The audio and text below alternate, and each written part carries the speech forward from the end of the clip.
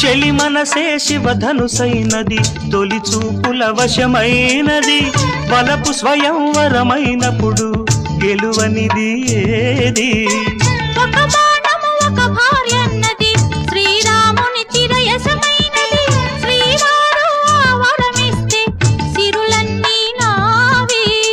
తొలి చుక్కవు నీవే, చుక్కానివి నీవే, తుదిదాకా నీవే, మరు జన్మకు నీవే.